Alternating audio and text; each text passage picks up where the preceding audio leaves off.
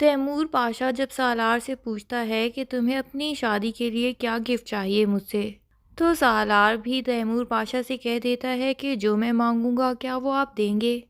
Timur Pasha انتظار کرتا ہے کہ سالار یقیناً کسی قیمتی چیز کی فرمائش کرے گا، لیکن سالار کی فرمائش کسی قیمتی چیز کی نہیں ہوتی، بلکہ وہ یہی چاہتا ہے کہ اس کی شادی پہ آنی اور تیمور پاشا دونوں ایک دوسرے کے ساتھ ایز اے کپل کھڑے ہوں، یعنی تیمور پاشا اپنی بیوی کے ساتھ پیچ اپ کر لے، جن بھی باتوں کی وجہ سے ان کی آپس میں لڑائیاں ہیں وہ سب ختم کر دے۔ اب تیمور پاشا سالار کو تو سمجھا دیتا ہے کہ تمہاری آنی تو بغیر کسی بات کے ہی مجھ سے ایشو بنا کے بیٹھی رہتی ہیں، میں ان سے کس کس بات پہ پیچ اپ کروں، لیکن پھر بھی وہ سالار کی خوشی کی خاطر ارجمن کے پاس پہنچ جاتا ہے اور اسے کہتا ہے کہ تمہیں مجھ سے یقیناً بہت سے شکوے ہوں گے، پر میں تمہاری ساری شکایتیں دور کرنا چاہتا ہوں اور یہی چاہتا ہوں کہ تم مجھ پہ اعتبار کرو۔ ارجمن بھی اپنے شکوے بیان کرنے لگ جاتی ہے اور کہہ دیتی ہے کہ میں نے تو کبھی آپ کے دل میں جگہ ہی نہیں بنائی، بلکہ شاید آپ کے دل میں کہیں نہ کہیں مرنے کے بعد بھی مہر و نساء ہی باقی ہے۔ تیمور پاشا ارجمن کو یقین دلاتا ہے کہ ایسا نہیں ہے،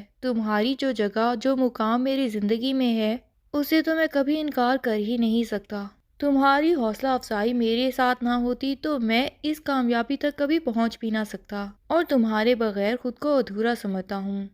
یہاں ارجمن بھی فوراً اپنی شکایت سامنے رکھ دیتی ہے اور کہتی ہے کہ مجھے تو کچھ بھی کرنے نہیں دیتے اور نہ ہی مجھ پہ اعتبار ہے تمہیں۔ تیمور پاشا حیران ہو جاتا ہے کہ کیا کہنا چاہتی ہو، تو ارجمن کہتی ہے کہ جب میں نے بات کی کہ سالار اور سجل کے ایونٹ کی تیاری ہم لوگ کر رہے ہیں، یہ بات رابعہ کو میں بتاتی ہوں تو آپ کو تو مجھ پہ اعتبار ہی نہیں تھا۔ اب تیمور پاشا کو واقعی ہی ارجمن پہ اتنا بھروسہ تو نہیں، کیونکہ وہ ارجمن کی نیچر سے اچھے سے واقف ہے کہ یہ کوئی نہ کوئی ایسی جلی کٹی بات سنا ہی آئے گی کہ بلا وجہ اگلوں کا دل خراب ہو جائے، لیکن موقع کو سنبھالتے ہوئے وہ کہہ دیتا ہے کہ اس میں ناراض ہونے کی کیا بات ہے، آج شام کو ہم دونوں ایک ساتھ ہی چلیں گے، تم تیار رہنا اور تم ہی بات کرو گی۔ اب ارجمن کی امیدوں پہ تھوڑا تو پانی پھر ہی جاتا ہے، کیونکہ جو بات وہ اکیلے جا کے رابعہ کو سنا سکتی تھی وہ تیمور پاشا کے سامنے تو نہیں سنا پائے گی، لیکن پھر بھی وہ تیار ہو جاتی ہے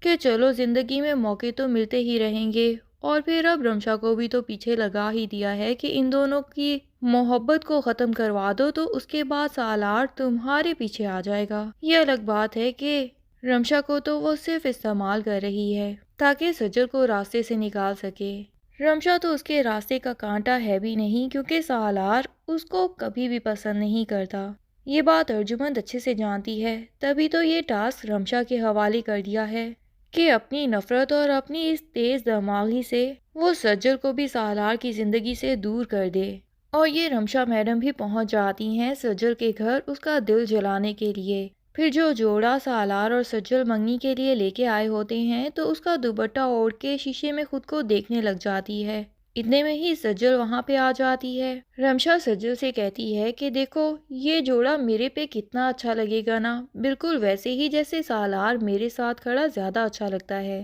پتہ نہیں تم میں کیا دیکھ لیا اس نے۔ سجل بھی پوچھ لیتی ہے کہ آخر تم کہنا کیا چاہتی ہو، تو رمشا اپنا مقصد سجل کے سامنے بیان کرنے سے تھوڑا بھی نہیں ہچکچاتی اور اسے کہہ دیتی ہے کہ بھلے ہی تمہارے ساتھ سالار کی منگنی ہو جائے لیکن شادی اس کی میرے ساتھ ہی ہوگی، یہ تو میرا وعدہ ہے۔ اب سجل کو سمجھ نہیں آتا کہ ایسی سچویشن میں کیا کرے، لیکن وہ اپنی بہن کو کبھی بھی ناراض کرنا نہیں چاہتی، اگر وہ تھوڑا سا بھی سالار کے دل میں اپنی بہن کے لیے جگہ دیکھتی تو وہ خود ہی پیچھے ہٹ جاتی اس رشتے سے، جیسے کہ پہلے ہٹ چکی تھی، لیکن یہ سالار ہی تھا کہ جو رمشا میں کسی حد تک بھی انٹرسٹڈ نہیں،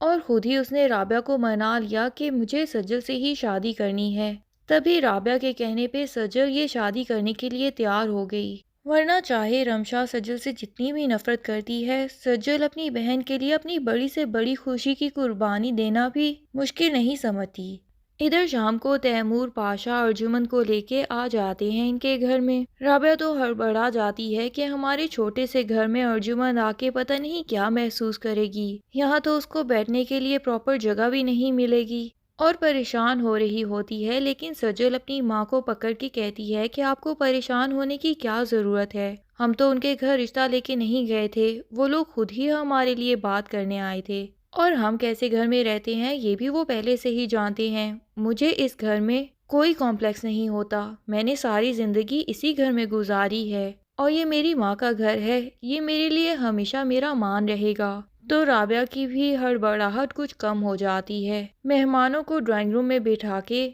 وہ سجل سے کہتی ہے کہ کوئی شربت وغیرہ کا انتظام کرو۔ سجل شربت لے آتی ہے۔ اتنی سادگی میں بھی سالار تو سجل کو دیکھتا ہی رہ جاتا ہے، اور وہ تو تیمور پاشا اور اپنی آنی کے ساتھ آیا بھی صرف اور صرف سجل کو دیکھنے ہوتا ہے، کیونکہ پہلے تو آفس میں ڈیلی سجل دکھائی دے جاتی تھی، لیکن اب تو اتنے دن گزر جاتے ہیں اور وہ سجل کو واقعی ہی بہت مس کرتا ہے۔ ادھر ارجمن ایز ایکسپیکٹڈ اپنے ہی جلے کٹے لہجے میں بات شروع کر دیتی ہے اور کہہ دیتی ہے کہ فنکشن ہم لوگ اپنے ہی گھر میں کریں گے۔ مجھے یقین ہے کہ آپ نے تو کسی ہوٹل وغیرہ میں ایڈوانس بھی نہیں دیا ہوگا، لیکن میں یہ بتا دوں کہ ہمارے مہمان آپ کے کسی بک کیے ہوئے ہوٹل میں شاید آنا اپنی بے عزتی سمجھیں، اسی لیے میں نے سوچا کہ فنکشن ہم اپنے ہی گھر سے کریں گے۔ لیکن اس سے پہلے کہ رابعہ کوئی بات کرے، سجل کہہ دیتی ہے کہ آنٹی، یہ میرے لیے زندگی کا بہت ہی اہم موقع ہے اور میں یہی چاہتی ہوں کہ میرے اس